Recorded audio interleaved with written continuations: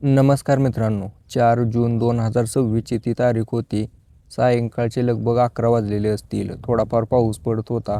एवढा तर पडत होता की माणूस गाडीवरती चालला तर तो भिजूनच निघेल. त्यावेळेला अनिल नावाचा एक 38 वर्षांचा व्यक्ती त्याच्या घरी बसून मोबाईलवरती रील बघत होता. तेवढ्यातच त्याची पत्नी त्याच्यापाशी आली आणि मोबाईलमध्ये त्याच्या अश्लील रील चालू होत्या. त्याने बघितले की त्याची पत्नी तर आज खूपच सुंदर दिसत आहे.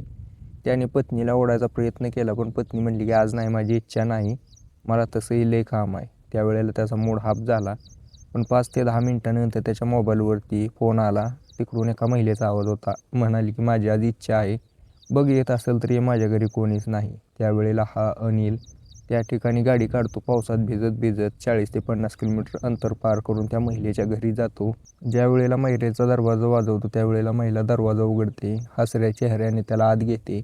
ज्या वेळेला ती घराचा मेन दरवाजा बंद करते त्यावेळेला तो बघतो की त्या ठिकाणी तर याची फिल्डिंग सेट झाली. त्या ठिकाणी एक महिला नाही तर 4 पुरुष होतं त्या महिलेपाशी. तर नेमकं त्याच्यानंतर काय घडलं आणि 4 पुरुष त्या ठिकाणी काय करत होते त्या महिलेसोबत, हा 5वा अनिल, त्याच्यानंतर जे घडलं ते तुम्हाला या व्हिडिओमध्ये सांगणार आहे. व्हिडिओ शेवटपर्यंत बघा. आवडला असेल तर लाईक पण नक्कीच करा. नमस्कार मित्रांनो, महाराष्ट्रामधील जालना जिल्ह्यामध्ये एक छोटंसं गाव आहे. याच गावामध्ये राहणारा अनिल हा मिस्त्री काम करायचा. ज्या वेळेला पण तो कामावरती जायचा त्यावेळेला त्याच्यासोबत 4 ते 5 मजदूर नक्कीच असायचे. त्यामध्ये काही महिला असायच्या, काही पुरुष असायचे. पुरुष आपला मसाला वगैरे करून द्यायचे, महिला पाठी नेऊन मिस्त्रीपाशी द्यायच्या. अशा प्रकारे त्याचं काम चालू होतं. काम एकदम व्यवस्थित चालत होतं. त्याला काहीच अडचण नव्हती. पैसा वगैरे चांगला कमवत होता. याची एक पत्नी होती जी जवळ 35 वर्ष होतं. दिसायला जरा मध्यमच होती, म्हणजे एवढी सुंदर पण नव्हती आणि एवढी खराब पण नव्हती. हा पण जिला बघितलं की मूड होईल अशीच होती बरं का. अनिलचं तिच्यासोबत सगळं काही सुखकर चालू होतं. पण हा जो अनिल होता तो शौकीन व्यक्ती होता. ज्या वेळेला पण त्याच्यासोबत कोणी महिला मजदूर यायची तिच्यासोबत हा संबंध बनवल्याशिवाय तिला सोडत नव्हता. एक प्रकारे म्हणू शकतो की नाड्याचा ढिल्ला व्यक्ती होता, नशेडी होता. ज्या वेळेला कामावरून सुटायचा, पैसे तिथंच निम खर्च करायचा, दारू पिऊन यायचा. त्याची पत्नी त्याला कायम ओरडायची की अरे तू असं का करतोय, तुझी एक लहान पोरगी आहे, तिच्या शाळेचा खर्च, तिच्या भविष्याचं कसं करायचं, तू तू तर दारूच पितोय, पैसे कुठून वाचवणार. त्यावेळेला अनिल तिला म्हणायचा, सुमन नावाची त्याची पत्नी म्हणायचा की तिला, तू कर ना काय तर काम, मी एकटाच करू काय. ज्या वेळेला त्या अनिलचं असं बोलणं ऐकायची त्यावेळेला ती म्हणायची की सगळं खरं आहे, मी घरचं काम करू, बाहेरचं पण काम करू, मग तू काय करणार आहे, तू आला की निवांत झोपतोय, त्याच्यापेक्षा तू काम कर, तू घरी राहा, मी बाहेरचं काम करायला लाग. ज्या वेळेला अशी बोलायची ती सुमन त्यावेळेला अनिल तिच्यावरती हात उचलायचा आणि तिला गप्प करून त्या ठिकाणाहून जायचा, आपलं दारू पिऊन वगैरे माघारी यायचा. मित्रांनो, दुसरीकडे तन्वी नावाची एक 27 वर्षांची महिला जी की विधवा होती. काही वर्षापूर्वी तिच्या पतीचं निधन झालं होतं. अजूनपर्यंत एकही संतान नव्हतं. तिची परिस्थिती खूप खराब होती, गरीब परिस्थितीतून होती. त्याच्यातून तिच्या पतीने दारू पिऊन, व्यसन करून जे काय कर्ज केलं होतं ते हिलाच फेडायचं होतं. तन्वी आता कामाच्या शोधातच होती. तिने भरपूर दिवस कुठं दुकानावरती काम कर, 8-9 हजारावरती असं केलं होतं. पण त्या ठिकाणी कसं आहे, तिथलं दुकानवाले 1000 तिच्याकडून काम करून घेतात, पगार 8-9 हजार रुपये देतात. त्याच्यासाठी ती विचार करते की इथं तर माझा निभाव लागणार नाही. त्यावेळेला तिला समजलं होतं की गवंडियाच्या हाताखाली जर गेलं 400-500 रुपये आरामात भेटते, 10-15 हजार रुपये होतात महिन्याचे. विचार करू लागते, हिशोब करते, 10-15 हजार रुपये महिन्याचे, माझ्या अंगावरती 70 ते 80 हजार रुपयाचं खर्च आहे. इथं मी केलं काम तर मला 2-3 वर्ष लागतील फेडायला, आणि तिथं काम केलं तर मी एका वर्षात फेडू शकेल. असा विचार करून ही तन्वी मिस्त्रीच्या हाताखाली जाऊ लागते. आता सुरुवातीला तर ती तिथल्या कोणाचं बाथरूम बांधायचं, कोणाचं हे करायचं, अशा कामाला जात होती. पण तिला एक मोठा मिस्त्री पाहिजे होता जेणेकरून तिला काम कंटिन्यू पाहिजे. ही तन्वी अगोदर ज्या ठिकाणी कामाला जात होती त्या ठिकाणी कधी तर आठवड्यातून 2 दिवस काम असायचं, त्याच्यात पण पगार कमी होता. त्याच्यामुळे ही तन्वी शोधू लागली कोण आहे कोण आहे. तिच्याच एरियामध्ये असणार हा अनिल, याच्यासोबत तिची ओळख झाली. एका मजूर महिलेनेच ओळख करून दिली होती. या मजूर महिलेने त्या तन्वीला म्हणले की आमच्या शेजारचा एक अनिल मिस्त्री आहे, रोज कामाला जातो, त्याच्यासोबत जर आली तर ठीक आहे, मी पण तिथंच काम करते, चांगला पगार भेटेल, 550-500, घरी गाडीवर जायचं यायचं. त्यावेळेला ती तन्वी होकार देते. ज्या वेळेला त्या अनिल मिस्त्रीला समजते एक नवीन महिला येणार आहे, 27-28 वर्षाची आहे, दिसायला सुंदर आहे, त्यावेळेला तो न बघताच तिला बोलवायला सांगतो. ती शेजारची जी महिला होती त्या तन्वीला सांगते की मिस्त्रीनं तुला यायला सांगितलंय. तन्वी खुश होते. दुसऱ्या दिवशी ती महिला तन्वीला घेऊन त्या मिस्त्रीपाशी जाते. अनिल बघतो दिसायला तर अतिशय सुंदर आहे. तो म्हणतो की ही काम करू शकेल का? मला तर नाही वाटत की काम करेल, पाट्या उचलणार नाही. ती तन्वी म्हणू लागते की 100% काम करणार, मला तुम्ही कामाला तर ठेवून बघा. आता या ठिकाणी ही तन्वी कसं तर जोर जबरदस्तीनं काम करू लागली. पाठी उचलत नव्हती तशी पाठी उचलायची.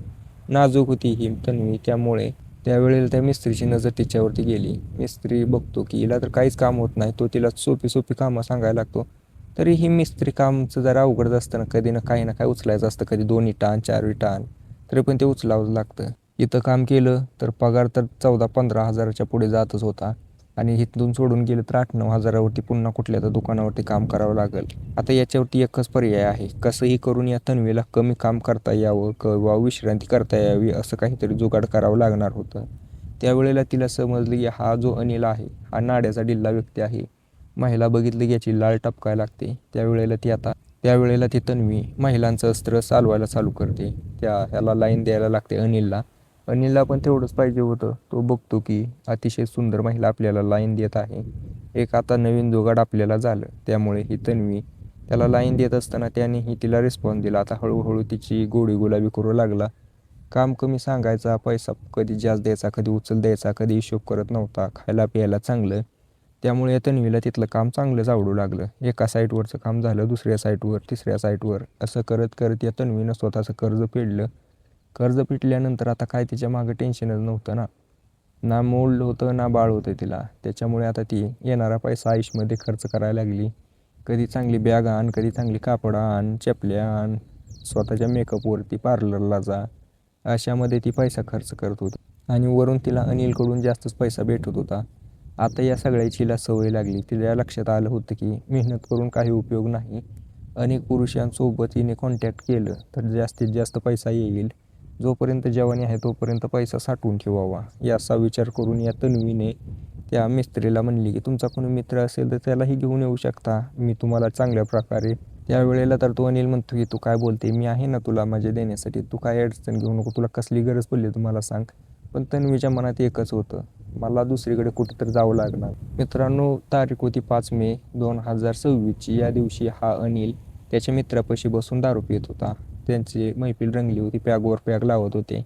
त्यावेळेला त्या अनिलचा मित्र म्हणला की काय राव तुला का आज भरपूर दिवस झाले, एवढ्या दिवसातनं पार्टी द्यायला लागला. अनिल म्हणतो की अरे माझ्याकडे टाईमच नव्हता, माझ्याकडे एक महिला आली, अतिशय सुंदर आहे बरं का, तिच्यासोबतच वेळ घालवत होतो. तो मित्र म्हणतो एकटा एकटा मजा करतोय, आम्हाला बोलवत नाही काय. त्यावेळेला त्याला आठवतं की ती तन्वी अशी म्हणली होती. हा अनिल म्हणतो ठीक आहे नेतो तुला, पण मला त्यातले 4,000 रुपये द्यावं लागतील आणि तिला 6,000 रुपये द्यावं लागतील. आणि म्हणतो की चल, त्याला आता 4,000 रुपये देतो आणि तो तिला तन्वीकडे घेऊन जातो. तिथं गेल्यानंतर तन्वीला बघून त्याच्या मनातलं, त्यावेळेला तन्वीला बघून त्या व्यक्तीला कंट्रोल होत नाही. तो तिच्या हातात 6,000 टेकवतो, तिला रूममध्ये घेऊन जातो आणि त्या ठिकाणी मजा करायला लागतो. तन्वीला अचानक 6,000 रुपये भेटले होते, त्याच्यामुळे ती भारून गेली. हा कधी 6,000 देतच नव्हता अनिल, कधी तिला 2,000 रुपये दे, 1,000 रुपये दे, अशा प्रकारे तिला भागवत होता. तिच्या तोंडाला पाणी सुटलं. ती म्हणली की तुझा मित्र असेल तर घेऊन ये, पण या अनिलला सांगू नको. आता जो दुसरा व्यक्ती होता बंटी, त्याने त्याचे मित्र आणायला चालू केले. हळूहळू करत करत त्या व्यक्तीने 7-8 व्यक्तींची ओळख करून दिली. त्या बंटीने 7-8 व्यक्तींची ओळख करून दिली या तन्वीसोबत. आता ते रोज यायचे तन्वीपाशी, एक आला कधी, दुसरा आला कधी, त्यामुळे अनिलला वेळ भेटत नव्हता. अनिल आता विचार करू लागला होता की तन्वी माझ्यापासून का लांब गेली. त्यावेळेला त्याला समजलं की हे सगळं बंटीचं काम आहे. तो बंटीला खूप खरी खोटी सुनवतो, त्याच्यासोबत वाद करतो आणि त्या ठिकाणाहून निघून जातो. आता विचार करू लागतो की एवढी सुंदर महिला होती, माझ्यासोबत राहायला पाहिजे होती, गेली, मला याच्यावरती काहीतरी करावं लागतं. त्यामुळे तो जो अनिल आहे तो त्याच्या एरियामध्ये जाऊन तो जो अनिल आहे तो तन्वीच्या एरियामध्ये जाऊन तिची बदनामी करू लागतो. म्हणतो की कोणाला जर तन्वीसोबत काय करायचं असेल तर मला कमिशन द्या, मी तुम्हाला करून देतो. हे सगळं आता पूर्ण एरियामध्ये पसरलं होतं. त्यावेळेला त्या तन्वीला वाईट वाटलं, म्हणली की माझी बदनामी करतो. तिने एका एका पुरुषाला म्हणली की तुम्ही मला ना महिना महिना पैसे देऊ नका, एक एक महिन्याचे तुमचे पैसे माफ, फक्त तुम्ही मला याचा संपवायचा, फक्त तुम्ही लोक मला या अनिलला संपवायसाठी मदत करा. याने खूप बदनामी केली आहे आमची. आता या सगळ्या व्यक्तींना समजलं होतं की अनिल सगळ्यात सुरुवातीचा व्यक्ती आहे, याची नजर हिच्यावरती आहे, जर याला संपवलं तर ही आपलीच आहे. असं करून तिने प्रत्येकाला एका जागेला जमा केलं. त्या सगळ्यांचा प्लॅन बनला. ते म्हणले की तू त्या अनिलला बोलावून घे आणि आपण त्या ठिकाणी संपवून टाकू त्याला. तन्वीनं तसंच केलं. रात्रीच्या 11 वाजता अनिलला फोन केला. आता त्यावेळेला अनिल ही मूडमध्ये होता, त्यामुळे तो पावसात भिजत भिजत गेला. तन्वीनं दरवाजा उघडला, आतमध्ये घेतलं. बघितलं तर काय, त्या बंटीसोबत अजून 4-5 लोक आहेत त्या ठिकाणी. आणि आता हा एकटाच सापडला होता तिथं 6-7 लोकांमध्ये. त्या ठिकाणी याने पळायचा प्रयत्न केला, पण काही दरवाजा लावलेला होता, त्यामुळे पळू शकला नाही. बंटीने याला आत ओढलं आणि म्हटला की का रे, तू हिला धमकी देतोय, बदनामी करतोय काय? अनिल म्हणतो की अरे बंटी, मी तुझा दोस्त, मी तुला हिच्यासोबत मिळवून दिलं आणि तू मला काय म्हणतोय? बंटी म्हणला की मित्र होता, तूच सगळ्यात पहिलं मला मारहाण केली, माझ्यासोबत वाद केला, तर मी तुझा आता दोस्त नाही आणि हे सगळे पण तुझ्या जीवावरती टपलेले आहेत. तन्वी म्हणली बघताय काय हाना ह्याला. आता ह्या सगळ्यांनी एवढी त्याच्यासोबत मारहाण जबरदस्त केली होती. 7-8 लोकांचा मार म्हणजे काय थोडा असणार आहे काय? त्या ठिकाणी त्याने त्याचे प्राण सोडले. दुसरीकडे त्याची पत्नी वाट बघत होती की पती आत्ता गेलाय, आत्ता येईल. कुठं गेलाय काय समजेना. तिच्या पोरीला पण ती विचारत होती कुठे गेलाय, ती काय पण सांगायला तयार नव्हती. सकाळचे 7-8 वाजले तरी आला नाही. तिने पोलीस स्टेशनमध्ये जाऊन कंप्लेंट केली. पोलिसांनी आसपासचे CCTV चेक केले, त्याचा मोबाईल रेकॉर्ड चेक केला. त्यावेळेला तन्वीचा नंबर सापडला. तन्वीला कॉल केला. त्या ठिकाणी तिच्या एरियामध्ये, तिच्या रूममध्ये या अनिलचा मोबाईल ॲक्टिव्ह होता आणि त्याच्या आसपास 7-8 लोक ॲक्टिव्ह होते. त्याच्यामुळे या तन्वीला ताब्यात घेतलं. जे काही लोक ॲक्टिव्ह होते त्यांनाही ताब्यात घेतलं. पोलिसांनी ज्या वेळेला विचार चालू केले त्यावेळेला कोणी काय सांगायला तयार नाही. तन्वी म्हणली हा थोडे दिवस होता माझ्यासोबत, मी त्याच्यासोबत मिस्त्री काम करायचे, पण त्याच्यानंतर काय झालं मला माहीत नाही. पोलीस आहेत, त्यांना सगळी माहिती मिळालेली होती एरियामधून. त्यामुळे पोलिसांनी त्यामुळे त्या ठिकाणी असलेल्या लेडीज कॉन्स्टेबलने त्या तन्वीला 2 दांडकी मारली. त्यावेळेला ती पोपटासारखी बरळायला चालू केली. म्हणली की हो आम्ही रात्री संपवलंय आणि त्याला वड्यात टाकून दिले. पोलिसांनी त्या ठिकाणी घेऊन गेले. त्या ठिकाणी बघितलं तर एका पोत्यामध्ये अनिलची बॉडी होती. त्या ठिकाणी अनिलच्या पत्नीने टाहो फोडला, रडू लागली. म्हणली की शेवटी बाईच्या नादानेच गेला हा बाबा, माझ्यापाशी राहिला असता तर सुखी तर राहिला असता. आता याच्यामधून आपल्याला काय समजतं, घरी राहावा, आरामात राहावा, घरची जी डाळ रोटी मिळते तीच खावा, बाहेर चिकनच्या नादी लागू नका, असा विषय होऊन जातो. बाहेरचं चिकनमध्ये विष मिळालेलं असतं, ते आपल्याला माहीत नसते, बरोबर का? कोणाला काय होईल कधी काय सांगू शकत नाही. बाकी व्हिडिओ आवडत असेल तर लाईक नक्की करा आणि अनैतिक संबंध टाळा, जीवन टाळा, कोणाची रेषा लांबपर्यंत ओढा, बरं का? समजलं ना? चला व्हिडिओला शेवट करतो.